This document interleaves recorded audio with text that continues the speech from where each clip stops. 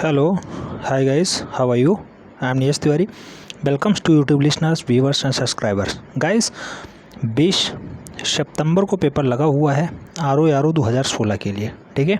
RO 2016 के लिए 361 vacancy है, ध्यान रखना है। वैकेंसी काफ़ी हद तक सही है, तो उसकी तैयारी हम लोग स्टार्ट कर रहे हैं। हालांकि कई पेपर्स हमने सॉल्व कर रखे हैं। 2017 का पेपर रह गया था, इसे भी हम लोग देख ले रहे हैं। उत्तर प्रदेश RO की परीक्षा जो 2017 वाले पेपर में हुई थी, उसकी परीक्षा 8 अप्रैल 2018 को कंप्लीट हुई थी। उसका फर्स्ट पेपर हम लोग सॉल्व कर रहे हैं, सेकंड पेपर हम लोगों ने सॉल्व कर लिया है। अगर बात करते हैं आदर्श परीक्षाओं की, तो 2014 का पेपर, 2016 का पेपर, 2013 का पेपर और 2010 का पेपर हम लोगों ने सॉल्व कर रखा है, ठीक है। अगर इन सारे पेपर्स की PDF फाइल चाहिए तो आप हमारे टेलीग्राम चैनल को ज्वाइन कर सकते हैं। उसकी लिंक डिस्क्रिप्शन बॉक्स में दी हुई है। GS बाय नीरज सर के नाम से टेलीग्राम चैनल भी चल रहा है, उसे आप फॉलो करें और खूब ज़्यादा शेयर करें, ठीक है। आइए देरी न करते हुए वीडियो स्टार्ट करते हैं। तो ये है 2017 का प्री वाला एग्ज़ाम जो 8 अप्रैल 2018 को कंप्लीट हुआ है। फर्स्ट पेपर है, 140 प्रश्न होंगे, ध्यान रखना है। समय भी मूल्यवान है। क्वेश्चन नंबर 1 की बात करते हैं। बहुत ही बढ़िया क्वेश्चन पूछा गया।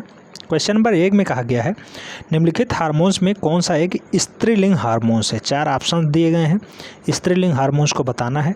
तो एस्ट्रेटोन जो है ये स्त्रीलिंग हार्मोन्स है, बाकी जो हैं वो पुरुष वाले हार्मोन्स हैं, ठीक है। नेक्स्ट क्वेश्चन नंबर 2 की बात करते हैं। निम्नलिखित में से कौन सा बहुलक जैव निम्नीकृत नहीं किया जा सकता। 4 ऑप्शन दिए गए हैं। ऐसा कौन सा बहुलक है, यानी स्टार्च, PVC, सेलुलोज या प्रोटीन, जिसे हम लोग जैव निम्नीकृत नहीं कर सकते, तो वो है PVC, ठीक है। PVC, D is the right answer. Next question number 3 की बात करते हैं। निम्नलिखित में से कौन सा युग्म सही सुमेलित नहीं है। 4 ऑप्शंस दिए गए हैं, सही सुमेल बताना है कि नहीं है। उनके ऑक्साइड्स के नाम दिए गए हैं, जैसे एल्युमिनियम बॉक्साइड होता है, एकदम सही है। कापर का सिनेबार, यही गलत है, ठीक है। कापर का सिनेबार गलत है। जिंक का कैलेमाइड, आयरन का हेमेटाइट, ठीक। इसलिए B is the right answer हो जाएगा। नेक्स्ट क्वेश्चन नंबर 4 की अगर बात करते हैं। समुद्री घास निम्नलिखित में से किस तत्व का मुख्य महत्वपूर्ण स्रोत है। तो समुद्री घास जो है वो आयोडीन में, समुद्री घास में आयोडीन पाया जाता है। आयोडीन की अधिकता होती है समुद्री घास में, इसलिए मुख्यतः स्रोत हो जाएगा आयोडीन का। A is the right answer. Question number 5 की बात करते हैं। निम्नलिखित में से कौन सा युग्म सही सुमेलित नहीं है। क्वेश्चन को थोड़ा ध्यान से पढ़ना है, नहीं तो गलतियां हो जाएंगी, ठीक है। तो सही सुमेलित नहीं है, 4 ऑप्शंस दिए गए हैं। विटामिन ए के लिए आपको गठिया दिख रहा है, यही गलत है। विटामिन ए के लिए होता है रतौंधी, ठीक है, रतौंधी। नेक्स्ट क्वेश्चन नंबर 6 की बात करते हैं। निम्नलिखित में से कौन सा युग्म सुमेलित नहीं है। 4 ऑप्शंस दिए गए हैं, सही सुमेल बताना है कि नहीं है। तो एस्पिरिन निश्चयता, यही गलत है, D is the right answer. Next question number 7 की बात करते हैं। मकड़ियों द्वारा उत्पादित रेशम कहलाता है, तो कैसा रेशम होता है। गाश्मीर रेशम होता है, गाश्मीर रेशम। मकड़ियों द्वारा जो उत्पन्न किया जाता है रेशम, उसे गाश्मीर रेशम कहते हैं। अक्सर घरों में मिल जाता है, C is the right answer. Question number 8 की बात करते हैं। एक सामान्य 70 किलोग्राम भार वाले वयस्क मनुष्य में रक्त की कुल मात्रा कितनी होगी।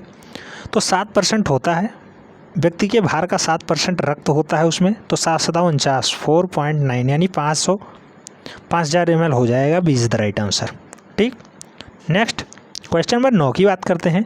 निम्नलिखित में से कौन सा एक एंजाइम प्रोटीन एवं एमिनो अम्लों में विघटित करता है।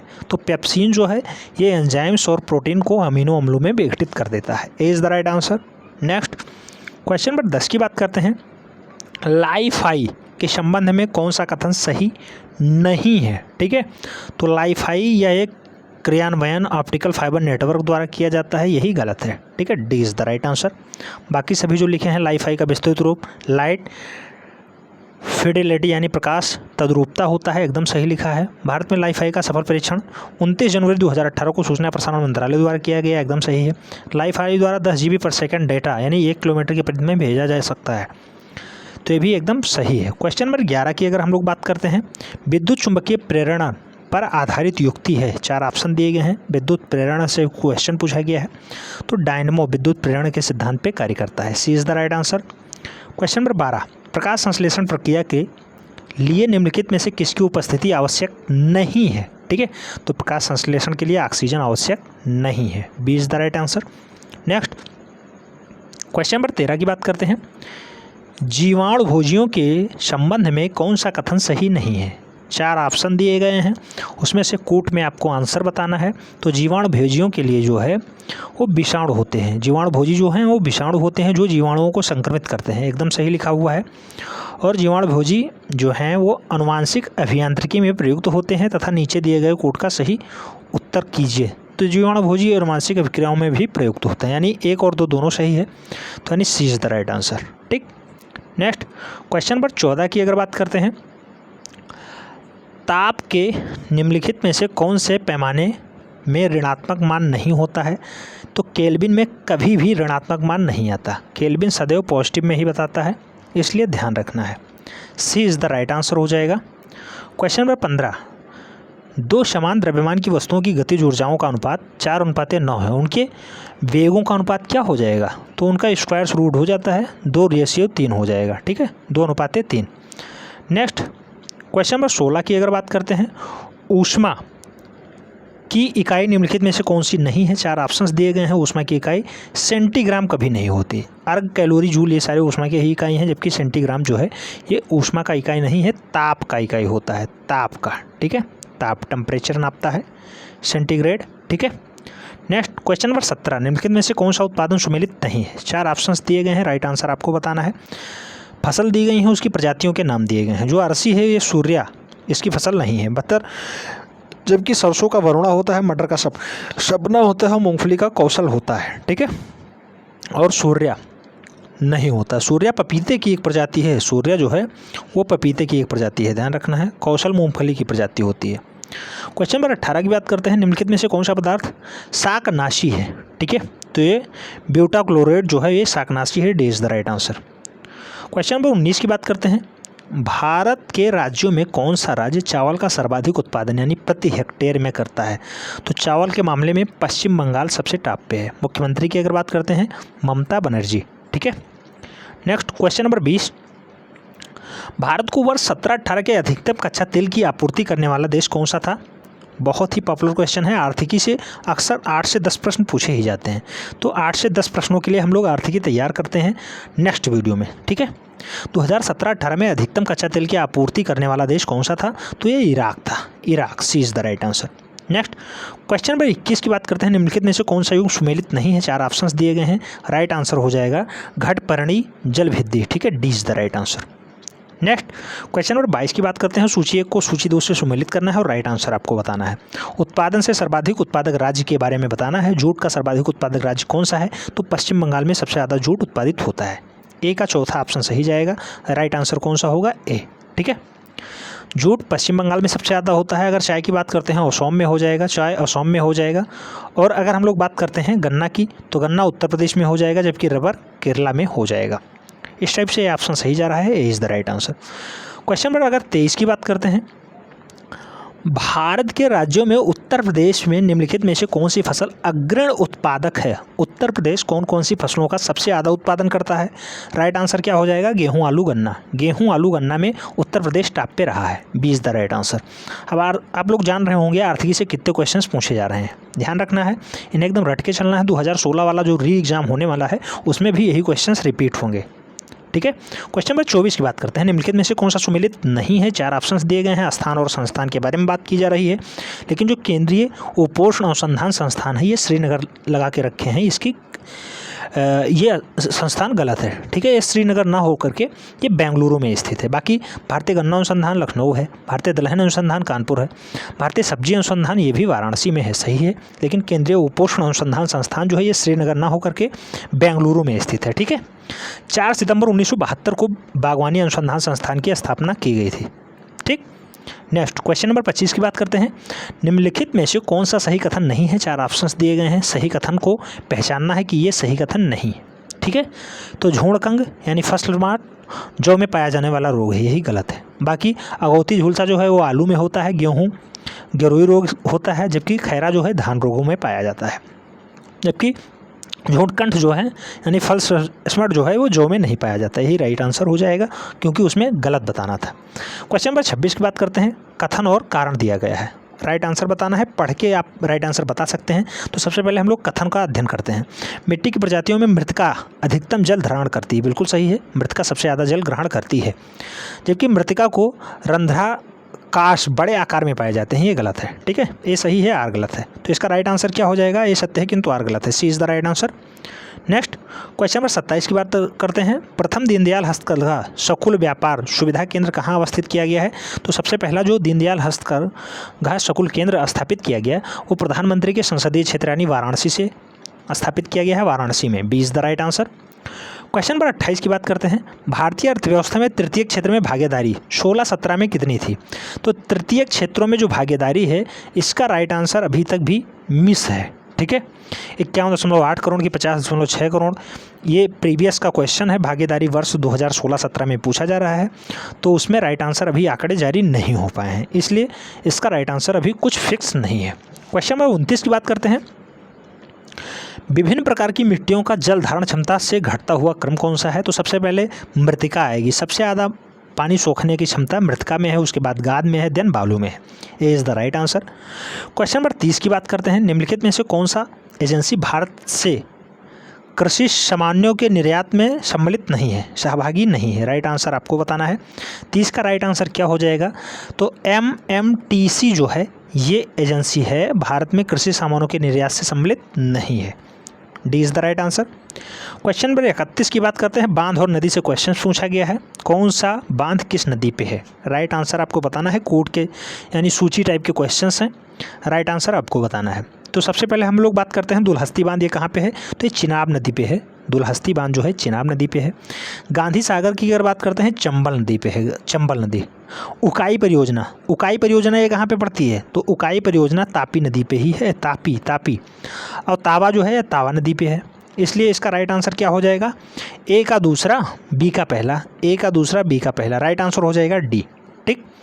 नेक्स्ट क्वेश्चन नंबर 32 की बात करते हैं। सूची एक को सूची दूसरे से सम्मिलित कीजिए और नीचे दिए गए सही उत्तरों का चयन कीजिए। घास के मैदान और देश, मोस्ट पॉपुलर क्वेश्चन है, बहुत बार क्वेश्चन पूछा गया है, ध्यान रखना है, बहुत बार क्वेश्चन रिपीट हुआ है। तो पंपास कहाँ पाया जाता है? अर्जेंटीना, पंपास अर्जेंटीना पे पाया जाता है। अगर हम लोग बात करते हैं पंपास अर्जेंटीना, जबकि पुस्टैंड कहाँ पाया जाता है? ये हंगरी में, नया नाम है, ध्यान रखना है। बेल्ट आपको पता ही होगा, बेल्ट कहाँ पे पाया जाता है? दक्षिण अफ्रीका में, जबकि डाउन्स ये ऑस्ट्रेलिया की घास मैदान है, ठीक है। तो इसका राइट आंसर क्या हो जाएगा? A is the right answer. Next question number 33 की बात करते हैं। ट्राई निम्नलिखित में से किस क्षेत्र की नियामक संस्था है? तो ट्राई के लिए सभी को पता होगा, दूरसंचार नियामक संस्था है ये, D is the right answer. Question number 34 की बात करते हैं। स्टॉक एक्सचेंज में निम्नलिखित में से कौन से सट्टेबाज नहीं हैं? 4 ऑप्शंस दिए गए हैं, इसमें सट्टेबाज को पहचानना है कि वो नहीं है। तो जो स्टैग है, स्टैग फ्लैशन होता है, ऐसे लोग जो प्राइमरी मार्केट में विनियोग करना पसंद करते हैं उसे हम लोग स्टैग कहते हैं, ठीक है। तो स्टैग यहाँ सट्टेबाजी संस्था नहीं है, जबकि दलाल मंदड़िया और तेजड़िया जो हैं ये सट्टेबाजी संस्थाएँ हैं। इसका राइट आंसर क्या हो जाएगा स्टॉक एक्सचेंज में? तो स्टैग जो है, D is the right answer. Question number 35 की हम लोग बात करते हैं। क्वेश्चन नंबर 35, निम्नलिखित में से किस वस्तु का 2017 में भारत के निर्यात सबसे ज़्यादा रहा है? किस वस्तु का निर्यात भारत में सबसे ज़्यादा रहा है? राइट आंसर क्या होगा? तो अभियांत्रिकी वस्तु यानी engineering products, B is the right answer. Question number 36 की बात करते हैं। निम्नलिखित में से कौन सा शैल समूह भारत में धात्विक खनिज को प्रमुख स्रोत देता है? तो ऐसा शैल समूह पाया जाता है धारवाड़ समूह में, धारवाड़ क्षेत्र, ठीक है, D is the right answer. वहाँ पे सबसे ज़्यादा धात्विक खनिज प्राप्त होते हैं धारवाड़ शैली से, D is the right answer, Dharwad समूह। क्वेश्चन नंबर 37 बात करते हैं। इंडियन स्टेट ऑफ फॉरेंसिस रिपोर्ट 2017 के अनुसार देश में कुल भौगोलिक क्षेत्रफल का कितना प्रतिशत वन है? तो 21.54%, 21.54% वन पाया जाता है। 2017 की रिपोर्ट है। यही क्वेश्चन पुनः रिपीट होगा 2016 के री एग्जाम में, ध्यान रखना है, क्योंकि फॉरेस्ट रिपोर्ट अभी चेंज नहीं हुई है। नेक्स्ट हम लोग बात करते हैं क्वेश्चन नंबर 38 की। सूची से सुमेल करना है, राष्ट्रीय उद्यान है और राज्य है। बढ़िया क्वेश्चन है, राइट आंसर आपको बताना है। तो इंतानकी राष्ट्रीय उद्यान कहाँ पे है? तो ये नागालैंड पर पाया जाएगा।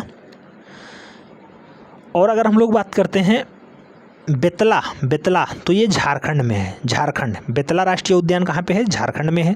सिरोही की अगर बात करते हैं तो सिरोही कहाँ पे पाया जाता है? सिरोही पाया जाता है मणिपुर में, सी का चौथा, और गुंदेई कहाँ पे है? ये तमिलनाडु में है। दक्षिण भारत के कई क्वेश्चंस पूछे गए हैं, इसलिए इन्हें भी रिपीट रखना है। ए का तीसरा किस में आ रहा है और बी का दूसरा, सॉरी बी का पहला।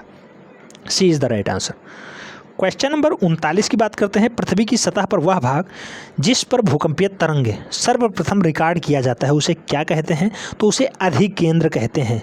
जहाँ पे सबसे पहले भूकंपीय तीव्रता मापी जाती है, भूकंपीय तरंग मापे जाते हैं, उसे अधिकेंद्र कहा जाता है। B is the right answer. Question number 40 की बात करते हैं। जापान के द्वीपों का समूह कई बार पूछा जाता है, उनका उत्तर से दक्षिण का अनुक्रम। अभी लेटेस्ट में पेपर हुआ था, उसमें भी क्वेश्चन पूछा गया था। ठीक है, कौन सा? BEO का पेपर हुआ था, सेम क्वेश्चन था। ठीक है, ब्लॉक एजुकेशन ऑफिसर में सेम क्वेश्चन यही पूछा गया था कि जापान के निम्नलिखित 4 द्वीपों को उत्तर से दक्षिण के अनुक्रम में सजाइए। हैकेंडो, होंसू, शिकोकू और क्यूशू। यही राइट आंसर था। सी वहाँ भी, यहाँ भी। ठीक है, पूरा पेपर डिस्कस कराया गया था BEO का, उसे आप देख सकते हैं, प्लेलिस्ट में उसका भी वीडियो आपको मिल जाएगा। ठीक है, नेक्स्ट हम पे बात करते हैं क्वेश्चन नंबर 41 की। चिली यानी चिक्वा माटा निम्नलिखित में से किस खनिज के लिए प्रसिद्ध है? तो विश्व प्रसिद्धि पाया है वो तांबा के लिए। तांबा सबसे ज़्यादा पाया जाता है चिली में। A is the right answer. Question number 42 की बात करते हैं। माल्थस के अनुसार जनसंख्या नियंत्रण में सर्वाधिक प्रभावकारी उपयोग कौन से हैं? तो जन्म नियंत्रण है। ठीक है, जन्म नियंत्रण अगर कर लिया जाए तो जनसंख्या कंट्रोल हो जाएगी। C is the right answer. Question number 43 बात करते हैं। जनगणना 2011 के अनुसार निम्नलिखित में से किस भारतीय राज्य में महिला साक्षरता न्यूनतम थी? राइट आंसर हो जाएगा राजस्थान में कितना था? 52.1%। बिहार में सबसे कम था 51.5%, लेकिन बिहार ऑप्शन में नहीं है। ठीक है, सेकंड पे आता है राजस्थान, इसलिए 52.1 इसका राइट आंसर हो जाएगा। थर्ड पे आता है झारखंड, 55.4% महिला आरक्षण के साथ। ठीक है, और जम्मू कश्मीर की जो साक्षरता है महिलाओं की वो 56.4% है, जबकि उत्तर प्रदेश में 57.2% महिलाओं की साक्षरता है 2011 के अकॉर्डिंग। हालांकि 2021 में पुनः होने वाली है जनगणना, उसमें ये साक्षरताएँ की डाटा बढ़ेंगी और कुछ ना कुछ बदलने को मिलेगा। वर्ष 2011 की जनगणना में निम्नलिखित में से किस राज्य में जनसंख्या में कमी आई है? तो जनसंख्या में कमी सबसे पहले नागालैंड में आई है, क्योंकि बहुत ज़्यादा शिक्षित राज्य है, ध्यान रखना है। क्वेश्चन नंबर 45 बात करते हैं। वर्ष 2011 की जनगणना के अनुसार निम्नलिखित में से किस राज्य में साक्षरता सर्वाधिक रही है? तो सबसे ज़्यादा अब यहाँ 4 ऑप्शंस दिख रहे हैं, लेकिन साक्षरता के मामले में केरला है नंबर 1 पे, फिर मणिपुर आता है। तो मणिपुर इस क्वेश्चन के ऑप्शंस में है, इसलिए Manipur is the right answer. Manipur की अगर साक्षरता की बात करते हैं 79.8% है, 79.85% आती है। असम की साक्षरता 73 आती है, जबकि पंजाब की 76 आती है और मध्य प्रदेश की 70 आती है। ठीक है, क्वेश्चन नंबर 46 की बात करते हैं। 2011 की जनगणना के अनुसार भारत में नगरीय जनसंख्या में देश का कुल जनसंख्या की प्रतिशतता कितनी है? नगरीय जनसंख्या के मामले पूछ रहा है, तो नगरीय जनसंख्या के मामले में 31.16% के साथ भारत टॉप पे है। B is the right answer. Question number 47 की बात करते हैं। सूची 1 को सूची 2 से मिलाना है। पहाड़ी और उससे संबंधित राज्य को पूछा गया है। कौन सी पहाड़ी किस राज्य में स्थित है, इसके बारे में पूछा गया है। राइट आंसर आपको बताना है। राइट आंसर इसका क्या हो जाएगा? ठीक है, तो राइट आंसर क्या है इसका 47 का?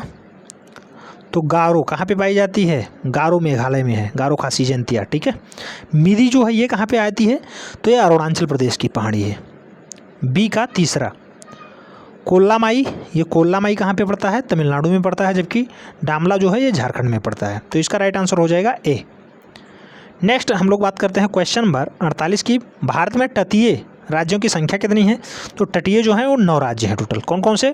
गुजरात, महाराष्ट्र, गोवा, कर्नाटक, केरल, आंध्र प्रदेश, तमिलनाडु, उड़ीसा, पश्चिम बंगाल। ठीक है, तटीय राज्य जो हैं वो गुजरात, महाराष्ट्र, गोवा, कर्नाटक, केरला, तमिलनाडु, आंध्र प्रदेश, उड़ीसा, पश्चिम बंगाल। ये टोटल 9 राज्य हैं जो भारत के तटीय क्षेत्रों में पाए जाते हैं। तटीय मतलब जिनकी सीमाएं जल स्थल से बनाती हैं। ठीक है, जल स्तरीय सीमाएं बनाती हैं। नेक्स्ट क्वेश्चन नंबर 49 की बात करते हैं। भारत की वर्ष 2011 की जनगणना के अनुसार या आधार पे किस राज्य में जनसंख्या का घनत्व तो उच्चतम था? तो सबसे ज़्यादा जनसंख्या घनत्व कहाँ है? बिहार में है। कितना है? तो 1106 व्यक्ति पाए जाते हैं प्रति 1 किलोमीटर में। ठीक है, बंगाल 1028, केरला 860, उत्तर प्रदेश 829, हरियाणा 573 व्यक्ति प्रति किलोमीटर में निवास करते हैं। 50 की बात करते हैं। Question number 50। वर्ष 2011 की जनगणना के आधार पर निम्नलिखित राज्यों को उनके नगरीकरण के अवरोही क्रम में व्यवस्थित कीजिए। ऑप्शन शो कर रहे हैं।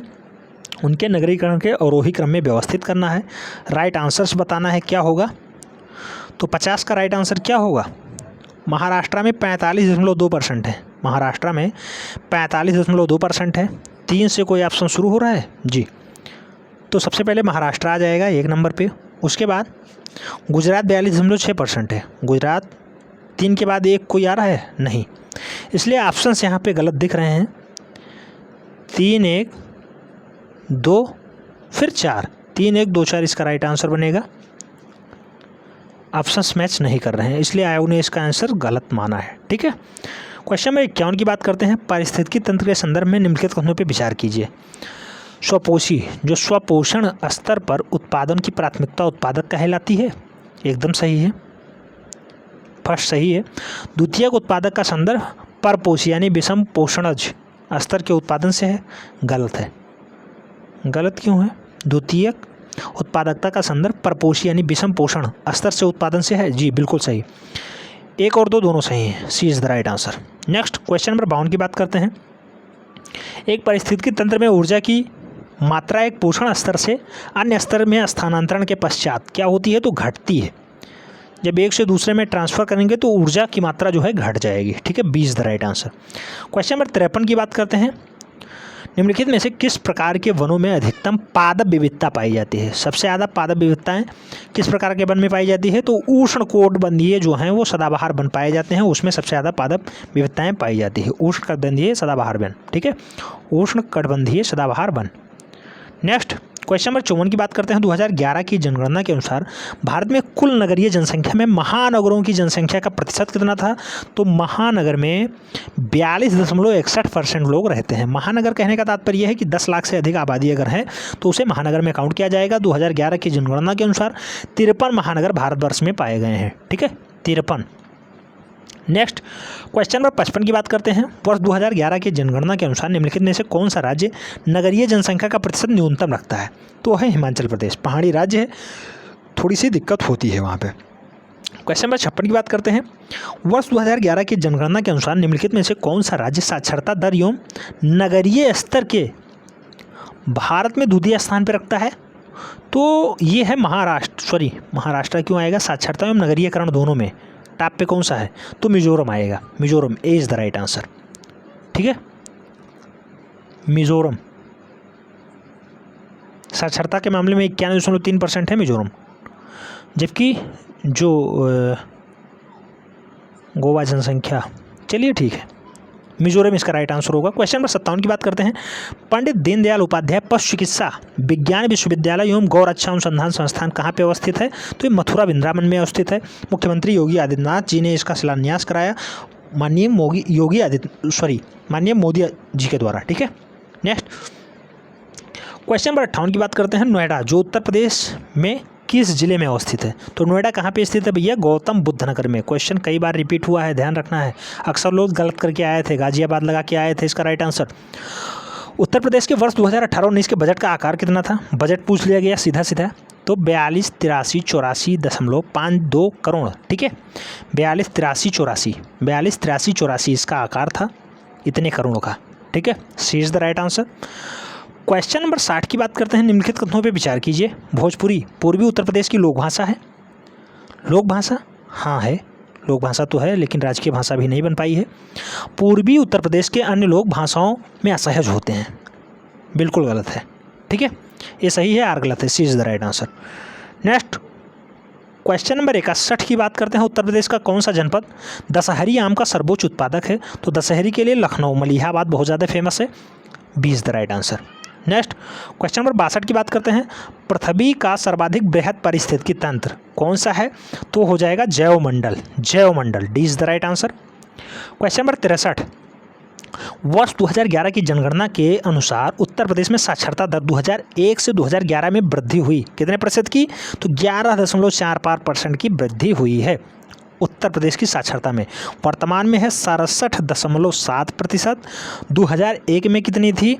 तो 2001 में घटी थी। ठीक है, 11.3% घटा देना है। राइट आंसर क्या होगा? तो 56.4% थी 2001 में यूपी की साक्षरता दर, जबकि 2011 में जो है वो है 67.7%। हालांकि 2021 में पुनः होने वाला है जनगणना, उसमें लगभग ये 70% से प्लस जाएगी, हमें लग रहा है 77 प्लस जाएगी। ठीक है। उत्तर प्रदेश में निम्नलिखित में से कौन सा शहर निर्यात विकास केंद्र नहीं है?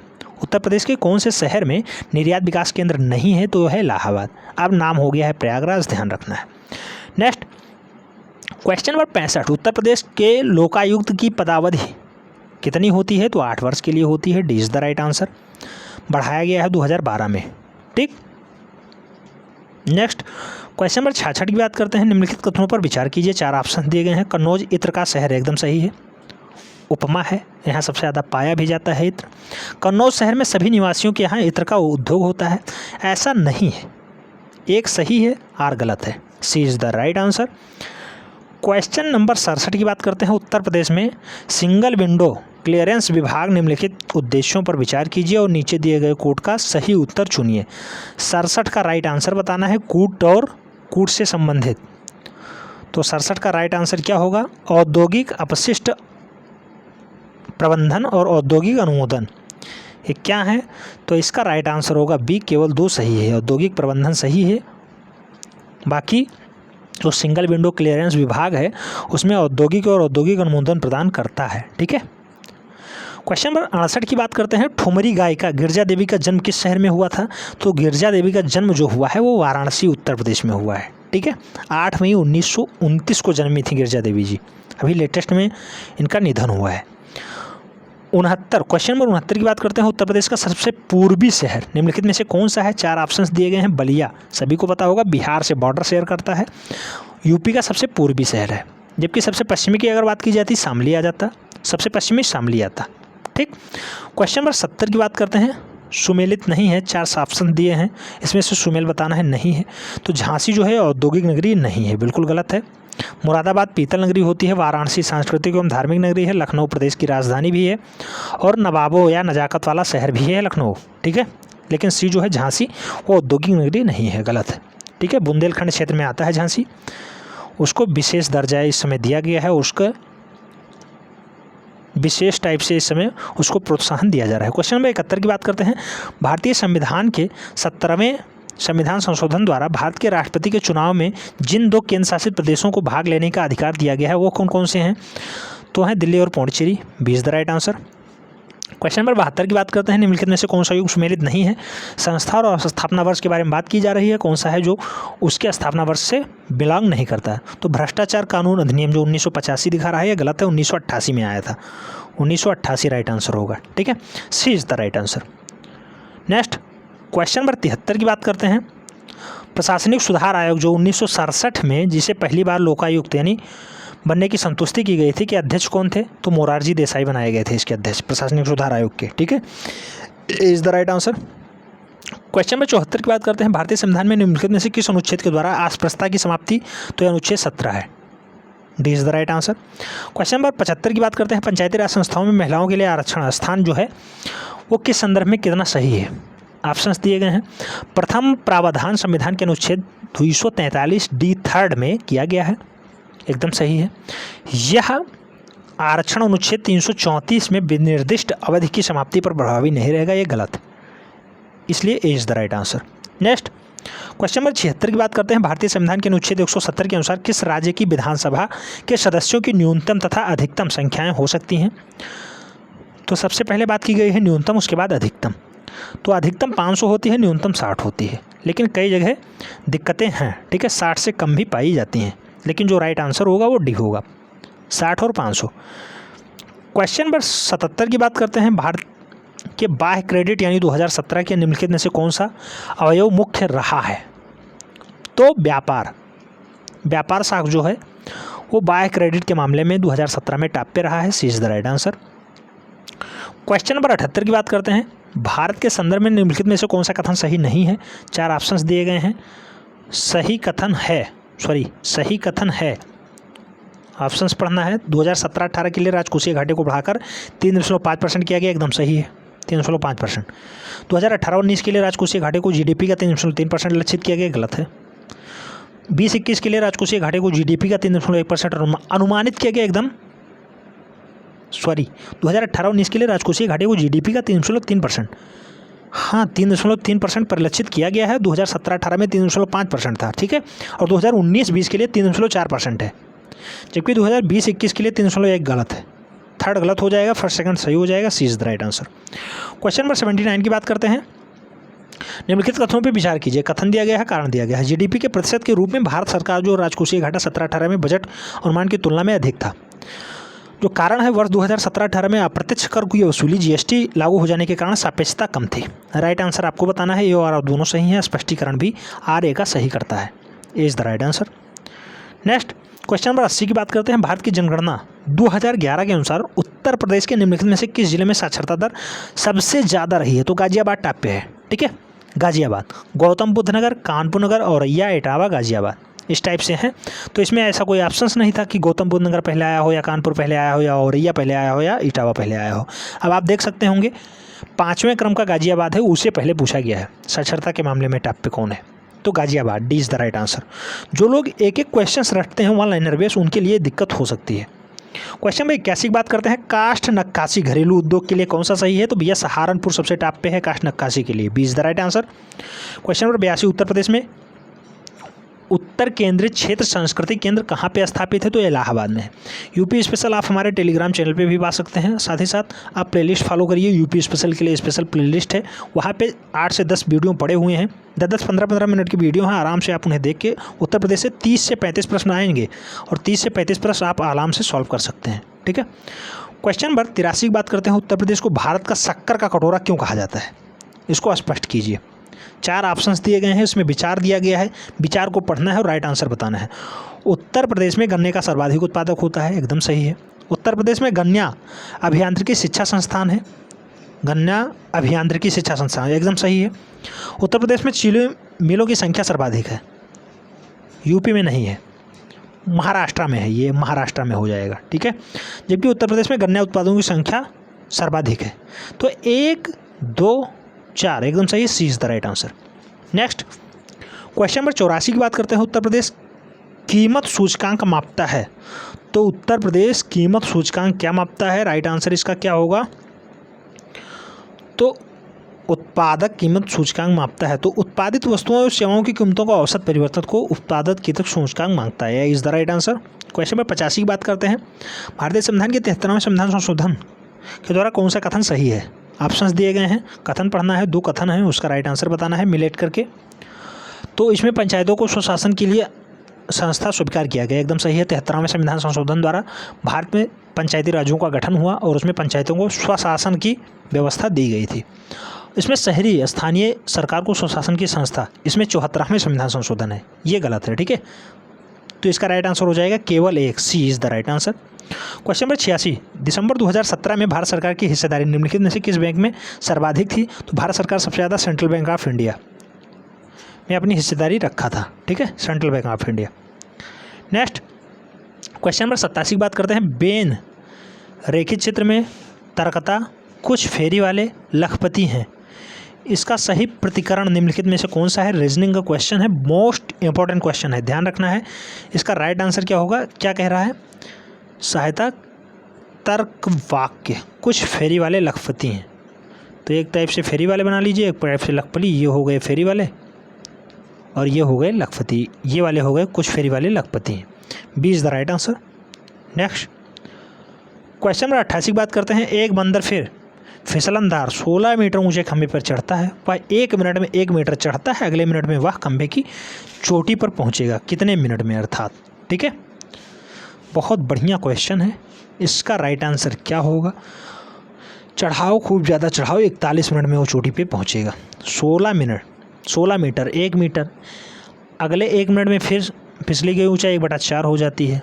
बंदर द्वारा 2 मिनट में कुल चढ़ी गई दूरी 1 माइनस 15 मीटर चढ़ने में लगा समय 15 गुणे यात्रा तो 40, 1 मिनट पहला वाला, 41 मिनट टोटल लगेगा इसे, ठीक है, 41 मिनट। उपरोक्त में से कोई नहीं, 88 का राइट आंसर हो जाएगा डी। 89 की बात करते हैं। भारत में निम्नलिखित में से किस राज्यों में थारू जनजाति निवास करती हैं? तो राज्य अपना उत्तर प्रदेश ही है, ध्यान रखना है। तो उत्तराखंड भी इसका साथ आंसर है, तो उत्तराखंड उत्तर प्रदेश दोनों हो जाएगा। उत्तराखंड 2000 में अलग हुआ था, नवंबर के माह में। क्वेश्चन नंबर 90 की बात करते हैं। 2017-18 में संघ बजट निम्नलिखित में से कौन सा घटित नहीं हुआ है? तो संघीय बजट जो है वो केंद्र सरकार द्वारा संचालित योजनाओं की संख्या में वृद्धि के लिए भी बजट नहीं घोषित हुआ है। 20 the right answer. Question number 91, एक व्यक्ति को चित्र में देखते हुए संजय ने कहा, इसकी माँ मेरे पिता की पुत्री की पत्नी है, मेरा कोई भाई या बहन नहीं है। संजय किसको अपनी चित्र में देख रहा था? तो अपने पुत्र को देख रहा था। इसकी माँ मेरे पिता की पुत्र की पत्नी है, तो वो खुद की वाइफ को देख रहा है और वो अपने खुद के लड़के को देख रहा है, अपनी खुद की वाइफ से रिलेशन बता रहा है। ठीक है, A is the right answer. Blood relation का क्वेश्चन है, हम लोग रीजनिंग में इसे बहुत अच्छे से सॉल्व करेंगे, दिक्कत ना ले। बस 2-3 दिन में रीजनिंग और मैथ की क्लास रेगुलर बेसिस पे आपको मिलने लगेगी। बहुत ही बढ़िया मैट्रिक्स का क्वेश्चन है, ध्यान रखना है। आइए देखते हैं, सॉल्व करते हैं। 9 4 20, 8 5 12, 7 6 अगला स्टेप पूछ रहा है क्या होता है। 9 7 16, 9 7 16 का आधा 8, 6 4 10 का आधा 5, तो 20 और कितना मिला के 12 दूना 24 बनाएंगे, 4 इसका राइट आंसर हो जाएगा। 20 4 24 का आधा 12 मिड वाले पॉइंट में लिखा जा रहा है, ऊपर और नीचे को ऐड करके। ठीक है, नेक्स्ट क्वेश्चन नंबर 93 की बात करते हैं। राम 1 किलोमीटर पूर्व दिशा में चलता है, 5 किलोमीटर दक्षिण दिशा में चलता हुआ, फिर 2 किलोमीटर पूर्व दिशा में चलता है, अंततः 9 किलोमीटर उत्तर दिशा में चलता है। वो अपने आरंभ बिंदु से कितनी दूरी पे है? तो आरंभ बिंदु से 5 किलोमीटर बनेगा। कैसे? आइए देखते हैं। 1 किलोमीटर पूर्व चला है, क्वेश्चन ही है, ये सॉल्व कर लेते हैं। 1 किलोमीटर पूर्व दिशा में चलता है, चलो ठीक है, 1 किलोमीटर चला, फिर वो दक्षिण दिशा में चलता है, 5 किलोमीटर दक्षिण चला दो, देन फिर वह 2 किलोमीटर पूर्व चलता है, 2 किलोमीटर और पूर्व चला दो, अंत में वह 9 किलोमीटर उत्तर चलता है, 9 किलोमीटर इधर चल गया। ये ट्रिपलेट बनेगा, 2 1 3 बनता है ये वाला और 4 बनता है ये वाला। पूछ रहा है ये क्या होगा? तो आधार 3 है, ऊंचाई 4 है, लंब और आधार इतने हैं, कर्ण बताना है आपको कितना होगा, तो 5, 3 3 9, 4 4 16 9 25, स्क्वायर 5। ठीक है, ट्रिपलेट बन रहा था इसलिए D is the right answer, 5 इसका राइट आंसर हो जाएगा। नेक्स्ट क्वेश्चन नंबर 94 की बात करते हैं। निम्नलिखित अनुक्रम में लुप्त संख्या ज्ञात कीजिए। तो लुप्त संख्या बताना है 6 24 60 120 210, उसके बाद अगला स्टेप क्या आएगा? ठीक है,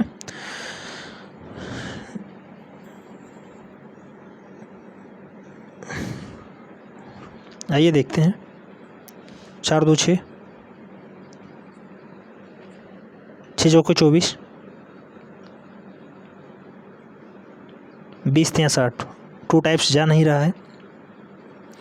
इसका राइट आंसर अगर देखा जाए 120, 336 आएगा, 336 B is the right answer. ठीक, क्वेश्चन नंबर 95 की बात करते हैं। कुछ संत शहीद थे, सत्य है, तो तर्कवाद कुछ शहीद असत्य थे। के सत्य और असत्य होने के बारे में क्या अनुमान लगाया जा सकता है? इसका भी राइट आंसर आयोग ने अभी जारी नहीं किया है, इसको भी मिस बिहेवियर के हिसाब से रखा गया है। ठीक है, कोड का क्वेश्चन है, कोडिंग डिकोडिंग का। 96 का राइट आंसर क्या होगा? सिस्टर को कैट और इतना को इतना लिखा जाता है, इतना को क्या लिखा जाएगा? राइट आंसर आपको बताना है ARREST होगा, A is the right answer. ठीक, इसे हम लोग देखेंगे कोडिंग डिकोडिंग में, बहुत अच्छे से पढ़ेंगे। क्वेश्चन नंबर 97 की बात करते हैं। निम्नलिखित में से कितने वर्ग उपस्थित हैं? ABCDEFGH के सभी आंतरिक कोण 90 डिग्री हैं। तो इसमें वर्ग आपको बताना है कि कितने वर्ग टोटल बन रहे हैं। फिगर काउंटिंग का क्वेश्चन है, बहुत ही बढ़िया क्वेश्चन है। राइट आंसर क्या होगा? तो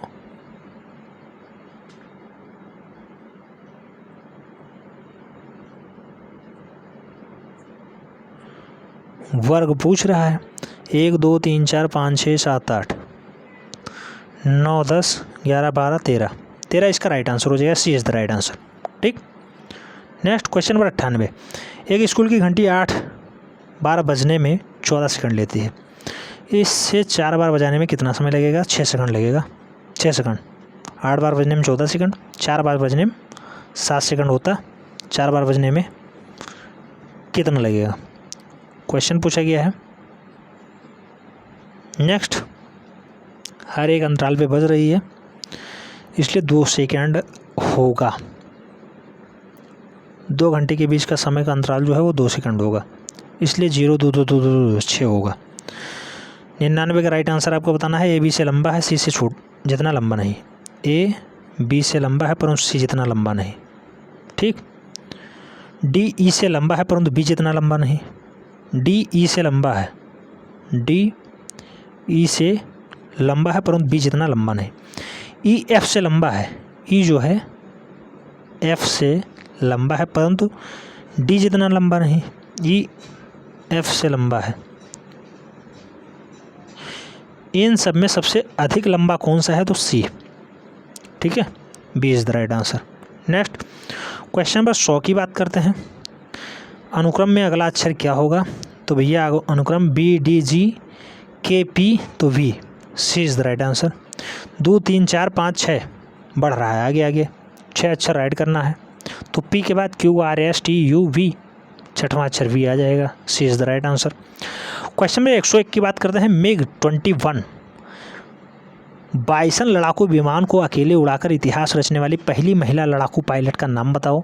तो अवनी चतुर्वेदी हैं जिन्होंने मिग 21 को सबसे पहले उड़ाया है, लड़ाकू पायलट है और पहली महिला पायलट बनी है Avani Chaturvedi. D is the right answer. Question number 102 की बात करते हैं। उस भारतीय जिम्नास्टिक का नाम बताइए जिसने फरवरी 2018 में जिम्नास्टिक विश्व कप में पहली बार व्यक्तिगत पदक जीतकर इतिहास रचा है। तो अरुणा बुद्ध रेड्डी, अरुणा बुद्ध रेड्डी उस जिम्नास्टिक का नाम है, अरुणा बुद्ध रेड्डी, जिसने जिम्नास्टिक विश्व कप में पहली बार व्यक्तिगत पदक जीतकर इतिहास रच दिया है। 103 दिया गया विकल्प है। ए बी का भाई है, सी ए का पिता है, डी ई का भाई है, ई बी की पुत्री है। तो डी का चाचा है ए। क्वेश्चन सॉल्व करते हैं। ब्लड रिलेशन का है। ए बी का भाई है, ए बी का भाई है, सी ए का पिता है, सी जो है ए का पिता है, डी ई का भाई है, डी जो है ई का भाई है और ई बी की पुत्री है, और जो है ई है वो बी की पुत्री है। तो बी की पुत्री हो गई ई। ठीक। और जो डी है ई का भाई है, डी ई का भाई है। ठीक है। तब डी का चाचा कौन होगा? तो डी का चाचा ए हो जाएगा। ठीक है। कैसे? ब्लड रिलेशन में हम लोग बहुत अच्छे से समझेंगे, आपको फिगर के माध्यम से हम बता दे रहे हैं। ये इसका भाई है और ये इसका बेटा है। ठीक है। डी बी का बेटा है, बी का भाई ए है, इसलिए डी का चाचा हो गया ए। ठीक। ब्लड रिलेशन में बहुत अच्छे से समझेंगे। A is the right answer. Question number 104 की बात करते हैं। दिए गए अनुक्रम की जगह क्या आना चाहिए? फिगर का कोडिंग डिकोडिंग और मिस अल्फ़ाबेट का क्वेश्चन है, बहुत ही अच्छा क्वेश्चन है। ADG GJM MPS, अगला स्टेप क्या होगा? SBY होगा। C is the right answer. Next, नीचे दिए गए तीसरे चित्र में x कौन सी संख्या है?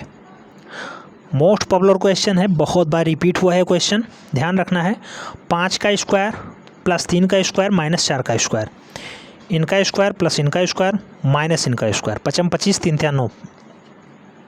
ठीक है। माइनस 4 चौक 16, 16 9 25 9 दूनी 18, ऐड हो गया अंदर आ गया। 7 49 55 25 3 3 9 घटा देना है, 66 आ जाएगा।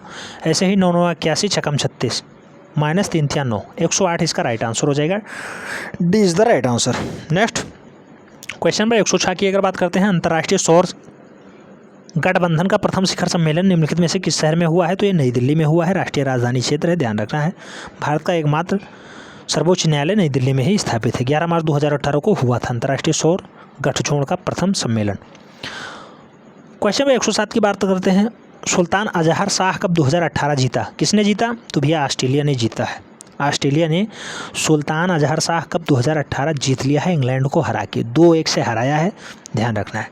कौन सा देश 24वें शीतकालीन ओलंपिक 2022 की मेज़बानी करेगा? तो इसका राइट आंसर हो जाएगा चीन, जिसने 24वें शीतकालीन ओलंपिक 2022 का आयोजन करना है।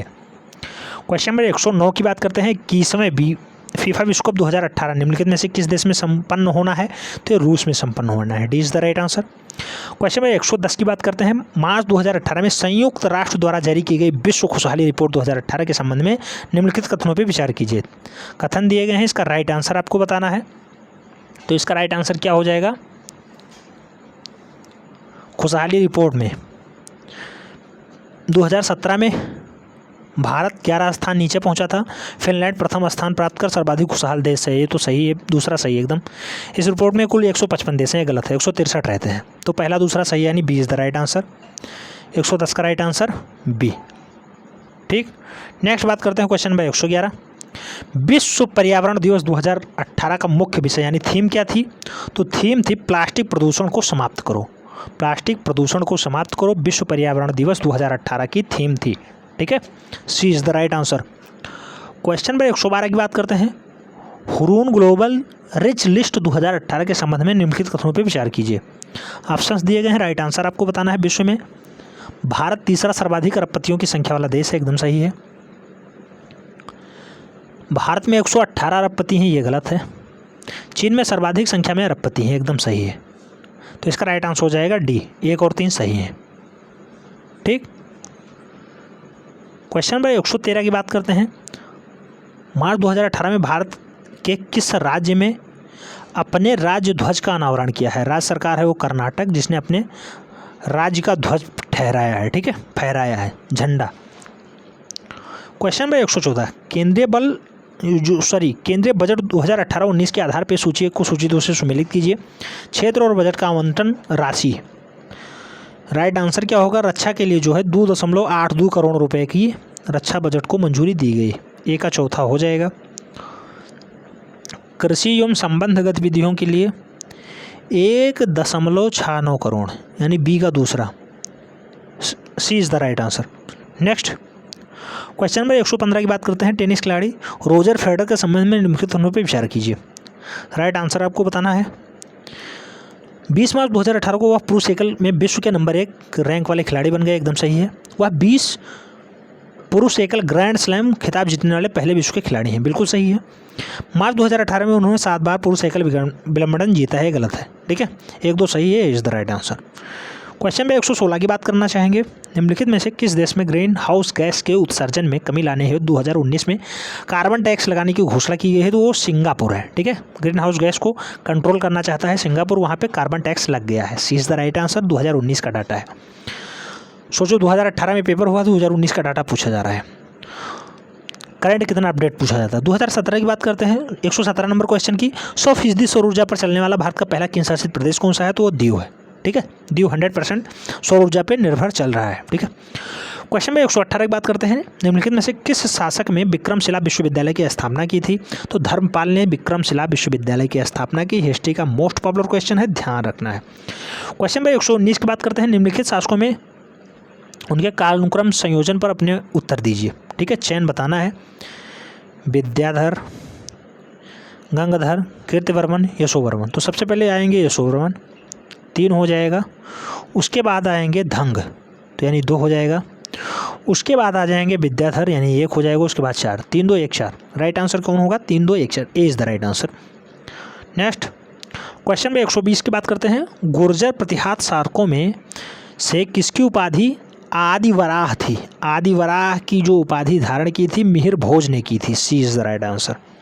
ठीक है, क्वेश्चन में 121। बिहार के किस जिले में 100 घंटे में 11,244 टॉयलेट निर्माण करने का रिकॉर्ड स्थापित हुआ है? तो गोपालगंज जिले में बिहार में पड़ता है। 100 घंटे में 11,244 टॉयलेट बनके कंप्लीट हो गया था, रिकॉर्ड डायल किया था गोपालगंज ने। B is the right answer. Question में 122 की बात करते हैं। अभिलेख और शासक से संबंधित क्वेश्चन है, उसको सुमेलित करना है। कौन सा है जो सुमेलित नहीं है? राइट आंसर आपको बताना है, सीधे सीधे पढ़ना है। भूतरी जो है वो पुलकेशन द्वितीय ही गलत है। C is the right answer. बाकी जो नासिक है गौतमीपुत्र, हाथीगुम्बा, खैरवाल और गिरनार जो है वो रुद्रदामन प्रथम के कार्यकाल में ही स्थापित हुआ है। क्वेश्चन में 123 की अगर बात करते हैं। सूची 1 को सूची 2 से सुमेलित कीजिए। सूची के दिए गए कूटों को सही से मिलाना है। आचार्य और सिद्धांत हैं, कौन सा सिद्धांत किस आचार्य ने दिया है? तो लकुलिस ये पशुपात ने दिया है, ए का तीसरा। उसके बाद बात करते हैं नागार्जुन की। तो नागार्जुन ने शून्यवाद दिया है, पी का दूसरा हो जाएगा। भद्रबाहु की अगर बात करते हैं तो भद्रबाहु ये एक जैन ऋषि थे। ठीक है, और गोसल कौन थे? आजीवक थे। तो डी का पहला हो जाएगा और ए का तीसरा हो जाएगा। ए का तीसरा, डी का पहला। B is the right answer. Next question number 124 की बात करते हैं। निम्नलिखित घटनाओं पर विचार कीजिए तथा इन्हें कालक्रम में व्यवस्थित कीजिए। 4 ऑप्शंस दिए गए हैं, सही से बताना है कौन सा क्रम पहले हुआ है। तो सबसे पहले तराइन का द्वितीय विश्व युद्ध हो जाएगा, 1 नंबर पे ये आ जाएगा, यानी 4th का पहला is the right answer. Next, Tarain का द्वितीय युद्ध कब हुआ था? 1192 में हुआ था। कौन जीता कौन हारा? पृथ्वीराज चौहान और मोहम्मद गौरी के मध्य हुआ था।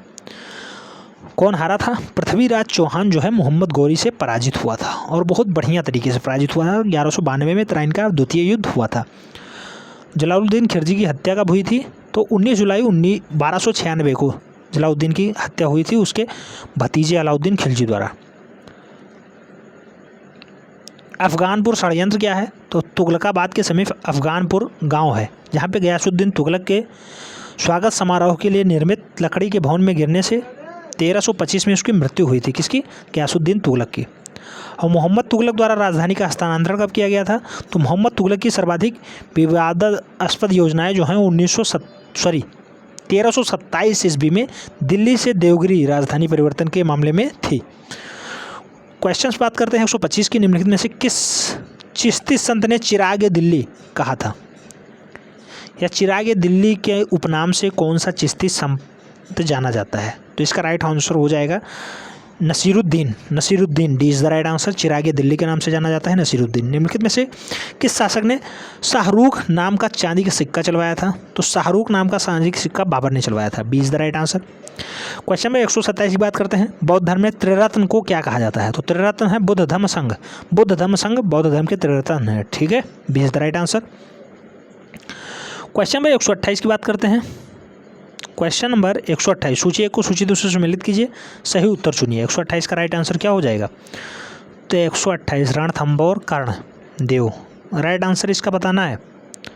तो रणथंभौर हमीर देव, चित्तौड़ जो है बी चित्तौड़ राणा रतन सिंह, बी का चौथा, ए का तीसरा बी का चौथा, ए का तीसरा बी का चौथा, D is the right answer. Next, question number 129 की बात करते हैं। निम्नलिखित में से कौन सा कथन सही सुमेलित नहीं है? 4 ऑप्शंस दिए गए हैं, सही सुमेल बताना है नहीं है। तो अब्दुल रज्जाक जो है तुर्की, गलत है। विजयनगर की यात्रा की थी, अब्दुल रज्जाक जो है विजयनगर की यात्रा की थी, तुर्की की नहीं। C is the right answer. Next, question में 130 की बात करते हैं। निम्नलिखित घटनाओं पर विचार कीजिए। गांधी रिबन समझौता, सांप्रदायिक पंचांड, द्वितीय गोलमेज सम्मेलन और नेहरू रूपरेट, कौन सी किस क्रम में आई है उसे घटनाओं के कालानुक्रम में व्यवस्थित करना है। राइट आंसर आपको बताना है। नेहरू रूपरेट सबसे पहले आई, इसे पहले पे लिया जाएगा। उसके बाद क्या होता है? गांधी रिबन समझौता होता है। उसके बाद क्या होता है? उसके बाद होता है द्वितीय गोलमेज सम्मेलन 1932 में। ठीक है, तीसरे नंबर पे। और सांप्रदायिक जो पंचांड आया था, निर्णय आया था, वो चौथे नंबर पे आएगा। यानी 4-1-3-2, 4-1-3-2 कौन सा राइट आंसर है? 4-1-3-2, D is the right answer. Next, question number 131 की बात करते हैं। सुभाष चंद्र बोस की राजनीतिक गुरु कौन थे? बहुत ही पॉपुलर क्वेश्चन है। सी आर दास। पंजाब में जलियांवाला बाग नरसंहार से द्रवित होकर सुभाष चंद्र बोस ने अपनी सिविल सेवा की नौकरी को मध्य में ही छोड़ दिया था और भारत लौट आए थे। ठीक है, जलियांवाला बाग हत्याकांड में। क्वेश्चन में 132 की बात करते हैं। निम्नलिखित कूट को सूचीबद्ध कीजिए। विद्रोह और वर्ष है। क्वेश्चन बहुत बढ़िया पूछा गया है, बहुत बार क्वेश्चन पूछा गया है, बीओ में भी ये रिपीट हुआ है क्वेश्चन। तो अहोम विद्रोह जो है वो 1828 में हुआ है। कोल विद्रोह की अगर बात करते हैं तो ये 1831-32 में हुआ है। संथाल विद्रोह ये कब हुआ है? तो संथाल विद्रोह 1855-56 में हुआ है, जबकि मोपला विद्रोह 1828 में हुआ है। ठीक है, इसका राइट आंसर हो जाएगा ए। क्वेश्चन नंबर 133 की अगर बात करते हैं, 133, निम्नलिखित में से किस शासक ने दीवाने अमीर को ही विभाग की स्थापना की? तो मोहम्मद बिन तुगलक ने दीवाने अमीर को ही की स्थापना की थी। C is the right answer. Question number 134 की बात करते हैं। ऑपरेशन बिरुकान वह कूट शब्द था जिसे भारत में ब्रिटिश सरकार द्वारा निम्नलिखित में से किस संदर्भ में प्रयोग किया जाता है? तो ऑपरेशन बिरुकान जो है वो जब जेल में गांधी का आमरण अनशन हुआ था तब उसे ऑपरेशन बिरुकान कहा गया था। ये is the right answer. Question number 135 बात करते हैं। चंपारण कृषि जांच समिति का सदस्य निम्नलिखित में से कौन नहीं था?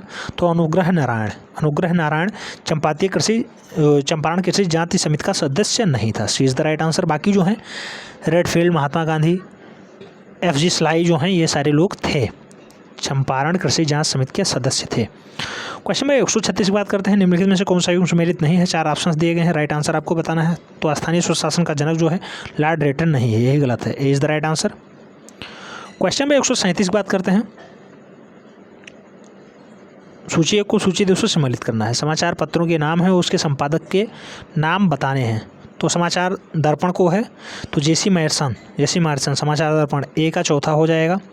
यंग इंडिया किसने लिखा है, महात्मा गांधी, सभी को पता होगा, डी का तीसरा हो जाएगा।